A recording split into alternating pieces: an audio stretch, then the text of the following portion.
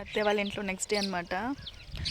Hi friends, welcome back to my channel welcome to Bhagavan Putri. ఎలా ఉన్నారు అందరు? బాగున్నారా? నేనైతే బాగున్నాను. అత్తయ్య వాళ్ళ ఇంట్లో ఇది నెక్స్ట్ డే అనమాట. నేనైతే ఇష్టం కదా.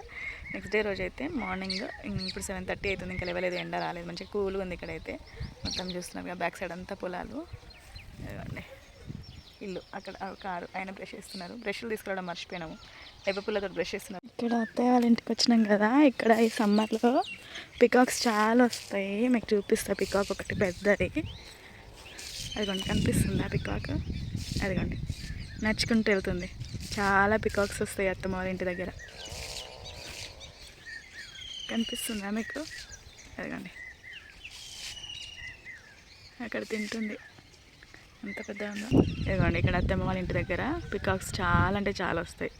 ఎందుకంటే పొలాలు కట్ చేసేసారు కదా. కట్ చేసిన తర్వాత ఇంకా వడ్లు మొక్కలు అవి ఏమైనా పడిపోయి ఉంటాయి కదా కింద, అవి తినడానికి వస్తాయి. కిందకి దిగిపోయింది, వెళ్ళిపోయింది. మంచిగా పొలాలన్నీ కట్ చేసేసారు. ముందట ఇల్లు, ఇంటి ముందటనే తాటి చెట్లు అండ్ అన్నీ కట్ చేసారు. తాటి చెట్లు ఉన్నాయి, అవి అవుతున్నాయి, ఏమంటారు వాటిని,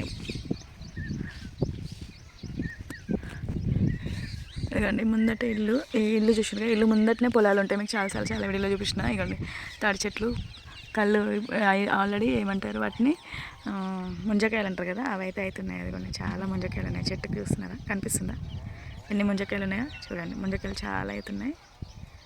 అన్నీ కట్ చేసేసారు. పొలాలు అయితే నెమలి చాలా వస్తాయి.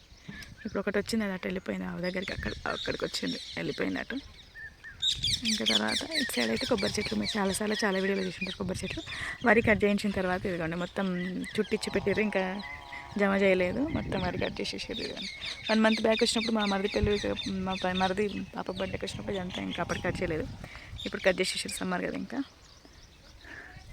మొత్తం కట్ చేసి మొత్తం వరిది గడ్డంతా మొత్తం చుట్టి పెట్టారు. దాన్ని కుప్పలా గట్టలేదు. ఇంకా